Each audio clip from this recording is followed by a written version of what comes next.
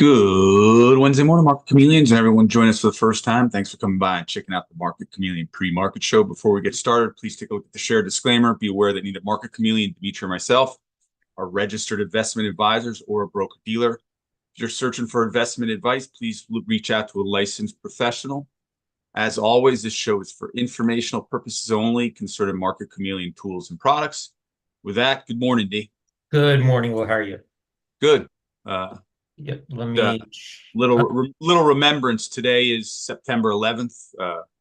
Oh, yeah, I Yeah, forgot. Yeah. yeah. Just Oh, was thank you for mentioning. Also, yeah, just quick note to everyone, if you're joining us for the first time, Will and I, we do these shows in the morning to try to help answer questions you may have about the Market Chameleon tools, the data, or the analytics. If you have a question, type it into that live chat on YouTube, and will alert me to it, and we'll get to those questions. And to give you a couple minutes to put those questions in, we're going to take a look at our pre-market report to see if we could get insights on what's going on in pre-market hours, and then we will move on to our questions. So this is up here in the pre-market report. You'll notice this calendar view, and you get summary statistics of what happened in the pre-market hours on those dates. And the idea there is you could look at today's activity and compare it to the most recent history, and it lets you scan quickly with your eyes and eyeball if there's something unusual going on. Let's review today's activity, September 11th. And yeah, Will, you and I were in New York on that day. You yeah. remember? We No, were really. right next to the World Trade Center, Yeah, the working on American Stock Exchange. American Stock Exchange, where Dimitri and I were trading at the time, was Yep, about a half a block from the from the World. basically the square where the World Trade Center was. So Yep, it was yep. I still remember that day because I was taking the train into work, and like right before I got off the stop. It was one stop before that. The whole and the train goes underneath the World Trade Center.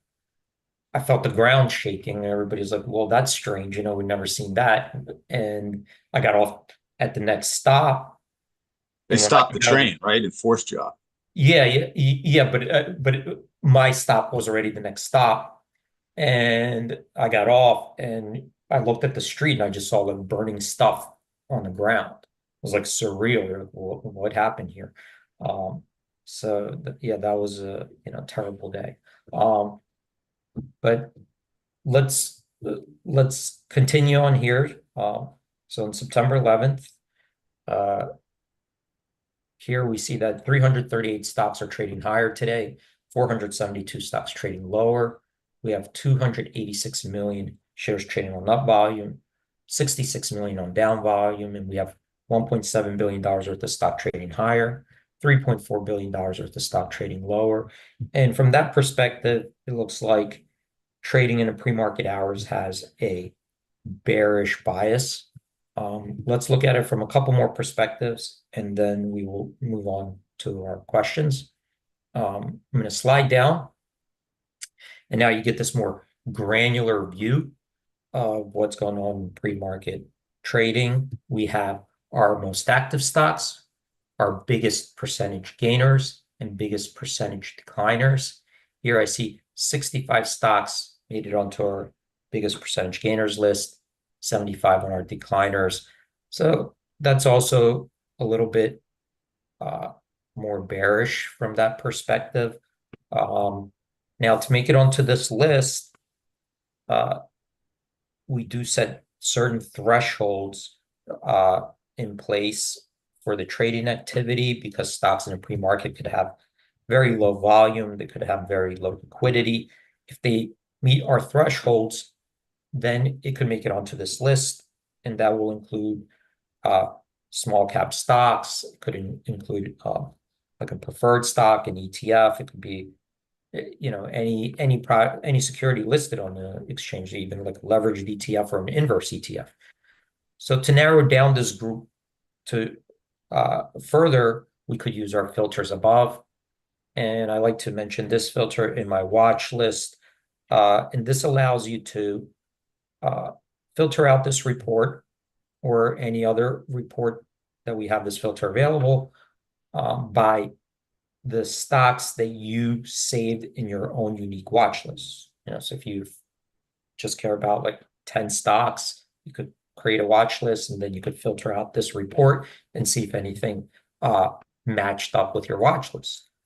We're going to use an ETF filter in our example. And it's a similar concept, but it's also a useful filter. And I'll show you how it works. When you click on it, you get these different ETFs to choose from. And we're going to go ahead and select this first one, SPY. So you can see when I did that, the report got filtered, and it got filtered by stocks that are holdings in that ETF. So the SPY ETF is the S&P 500 companies. So what we did was narrow down the group of stocks we're analyzing to S&P 500 companies. So kind of like, having a watch list of S&P 500 companies. And here we see 3 stocks made it onto our biggest percentage gainers list, 5 on our biggest decliners. So, it's a mixed bag, but maybe slightly more bearish from this perspective. And I gave it a couple minutes, so if you have some questions, I'll go ahead and take them now. Yeah, we had 2 questions from Rob. Okay. The first one was concerning plotting implied vol. Is there a place where you can get an IV chart? Correct me if I'm Rob's on an IV chart. And then the second question is how can you plot how the at the money options have performed relative to the stock? That was the other question. I don't know if you want to take one today, one tomorrow, or Yeah. Okay. Well, before you get started, can I share my screen? Sure.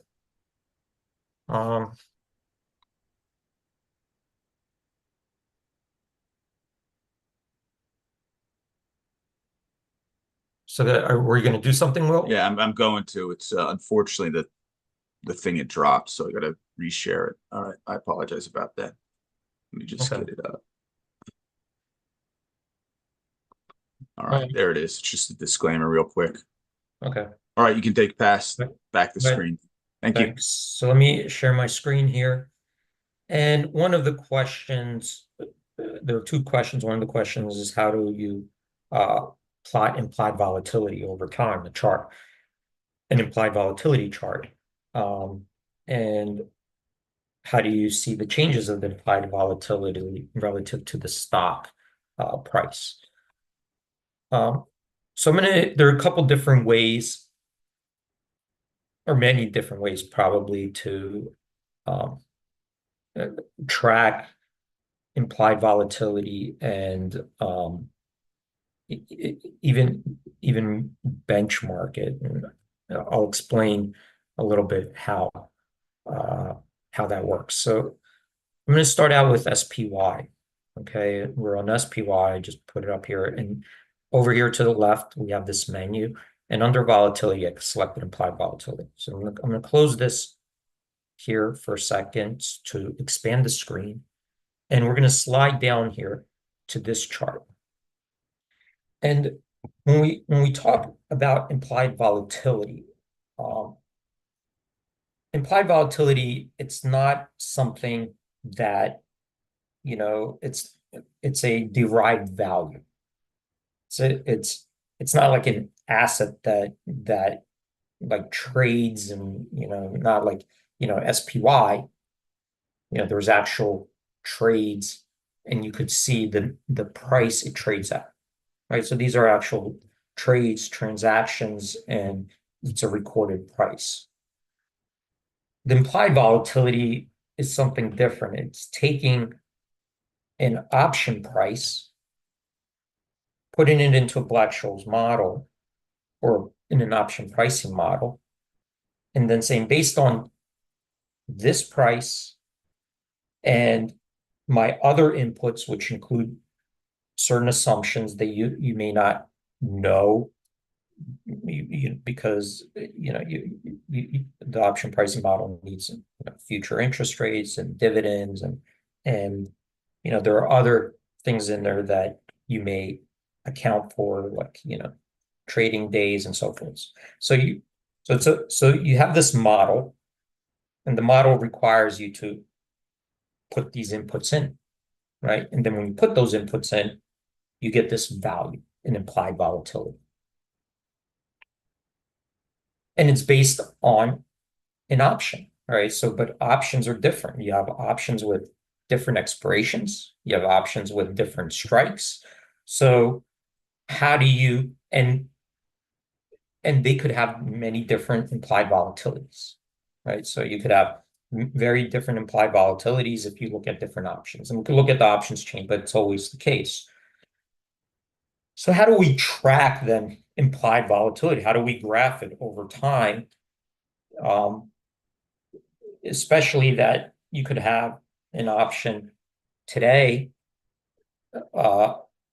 that's a certain strike and and and has certain days to expiration, maybe a certain interest rate or whatever assumption, and then tomorrow it's different. You have less days to expiration. The strike is a different distance away from the spot price. So then it becomes very difficult to track. And to help us track implied volatilities, the industry kind of looks at some ways to standardize or, create a benchmark. But the benchmark needs to have some constants, right? So, for example, if I'm tracking 30 days, implied volatility for an option that's 30 days, well, that means that if the option has 30 days to maturity today, that same option will have 29 tomorrow and then 28 and so forth. So it's a different option there, which means now I have to create a benchmark for an option that's 30 days.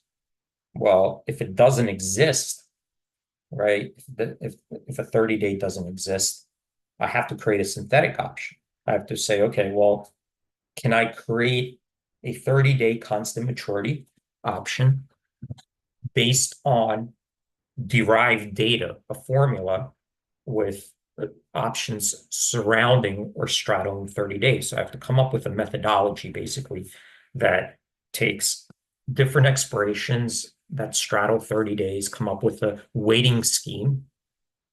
So then I could track 30-day constant maturity.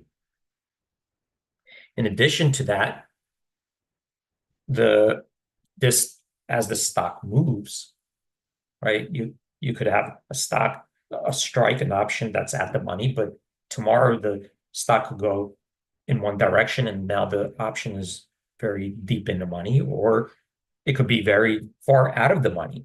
So given those circumstances, if you're trying to track an option, for example, that's, at the money strike, well, how do you do that? Well, then that means you'd have to come up with a methodology that references at the money strikes.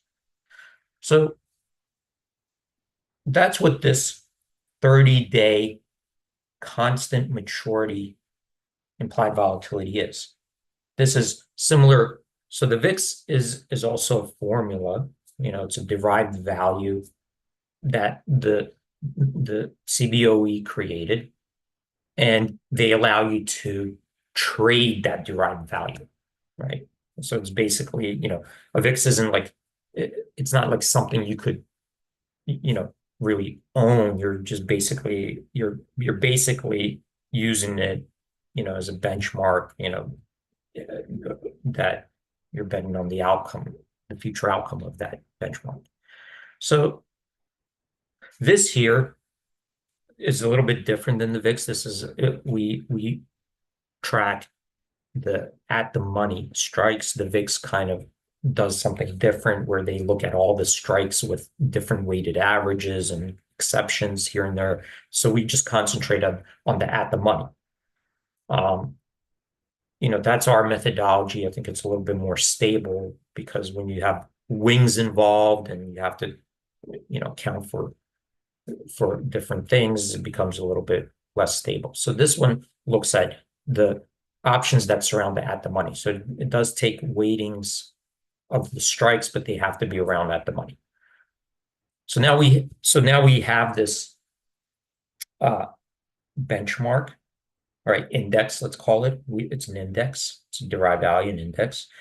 And then we could see how it changes from day to day. So that's what this is. This chart here, the implied volatility, that's its historical. These bars here show the option volume on that day, but we could take it off.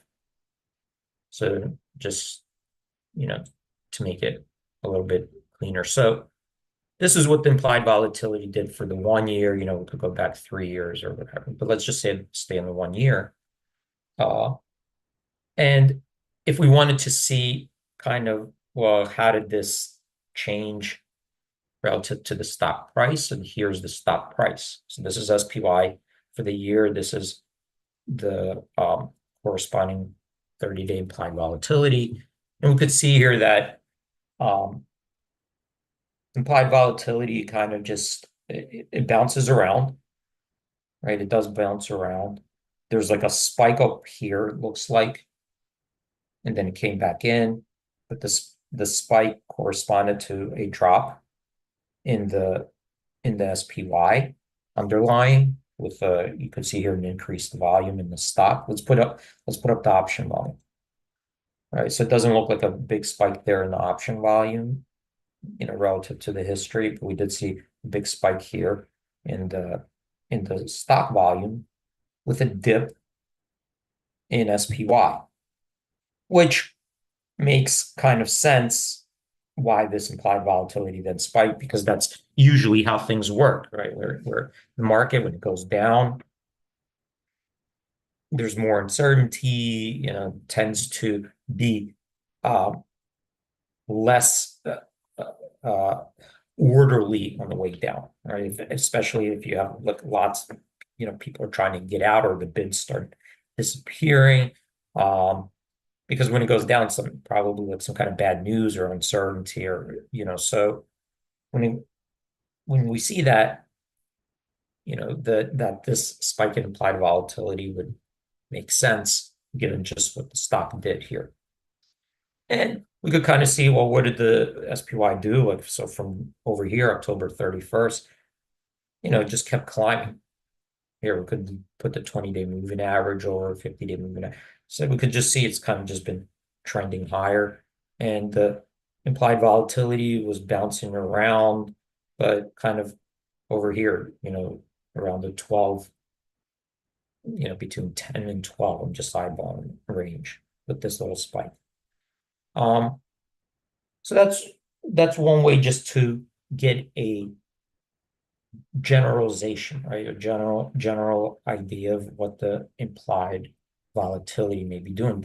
However, this doesn't mean that, the 90-day, 120-day, or, the 1 week implied volatility would look this way.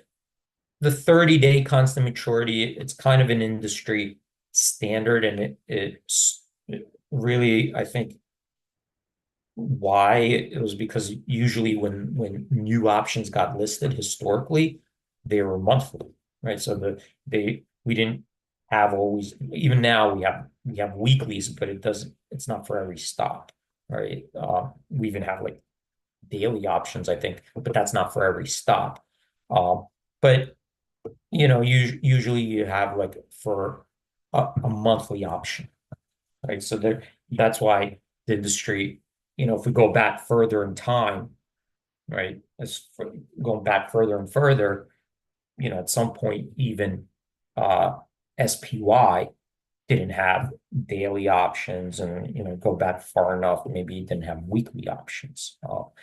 So that's why the 30-day constant maturity has been kind of like the industry standard as a reference for implied volatility. So when somebody says implied volatility is higher, implied volatility is lower, well, what are they referencing, right? Because are you referencing a certain option or certain maturity? But the default historically was that 30-day constant maturity. And think of it as like, when people say, I don't know, when the long-term bond, what do they usually like? It would be like the 10-year, right? And same concept where, I think whatever you have, like 10-year, 15-year, 20-year, there's a constant maturity, right? I don't know if there's a 10-year, exactly 10-year every day. So that benchmark also might, have some kind of formula there. I think anyway, like there is a formula, I think, even to calculate uh I can't think of, not the Fed funds rate. Well, what's that other rate that they use? Well, you're on mute. You're on mute. The Fed funds rate, what rate are you talking Yeah, about? no, like in England, what is that called? The European yield? Well, I can't think of it right now. Okay, but in any case, the intermarket bank rate that they All use, right. The LIBOR. LIBOR, Yep. right? So the LIBOR itself, it's also like it's made up of some kind of formula, I believe, like with different banks offering to have different rates, but they come up with like one. So it's a similar concept here, with the implied volatility. So that's based on that 30-day, and what it does is also allows us then to benchmark a specific like a methodology of calculating it, and then we could do relative comparisons to it. Like, for example, if I want to look at the 30-day implied volatility of SPY and compare it to, let's say, QQQ, right? So I'm going to go QQQ, and let's see how those two behave over time. And, is there some kind of a relationship or like a visible relationship in the chart? Like if one goes up, does the other one go up at the same time? And if the other one goes down, does the other one go down at the same time? And, can we visually see like how far apart these two implied volatilities are? And, does it look like there's like a constant uh difference over time, or do they ever like invert? Do they ever, go in opposite directions? So we could plot this because using that same methodology and formula kind of allows us now to make these relative comparisons, right? So let's put in QQQ and see what we get. So I'm going to put QQQ in here, compare.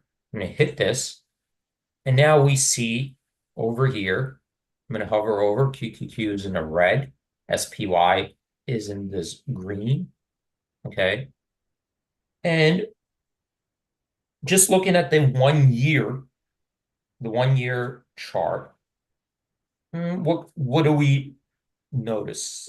And this is eyeball, right? So I'm like eyeballing. This isn't a actual mathematical formula here that I'm looking at. I'm just eyeballing this chart. And I notice, okay, that the QQQ right here, and that's the one in red, keep in mind, tends to trade at a higher implied volatility than the SPY, consistent over time, right? We haven't seen anything like crossover. So the QQQ trades at a higher implied volatility. There's also kind of a noticeable, distant, noticeable relationship, where when one goes up, the other one seems to be going up. When one comes down, the other one seems to be coming down. When one spikes, the other one spikes, right? So that there is that some correlation by eyeballing it. There's some correlation, it appears, between these two implied volatilities. Now, another thing that I'm noticing here is that the relationship or the distance that the two are apart, right? It changes over time.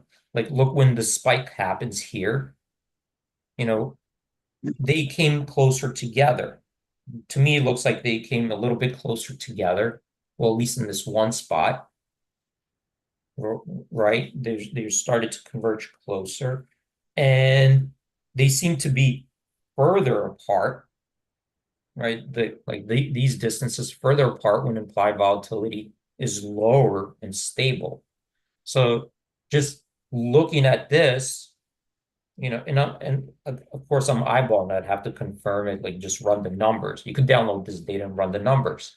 But what it appears is that if implied volatility is moving higher, they're both moving higher, and the distance between them starts to converge or get closer together at higher levels. As implied volatility comes in, the distance seems to be expanding.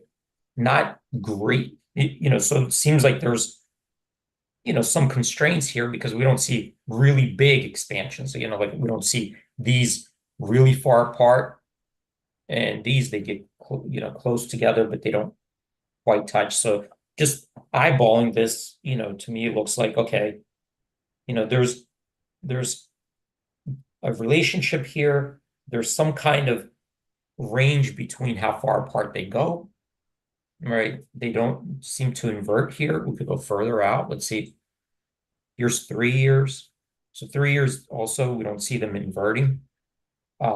We see kind of the same situation where on the way down, it seems like, see on the way down here, the distances come further apart. On the way up, they get closer together. So that's just observations we're making,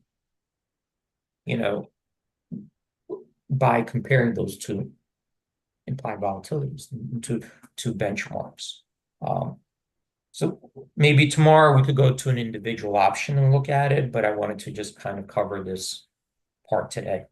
Yeah, no, that's perfect. We can get to Rob's other question tomorrow. Great job, D, as always. We're right up against opening bell. Everyone have a great trading day. Thanks, buddy. Thanks, everyone. Have a great trading day and hope to see you guys tomorrow.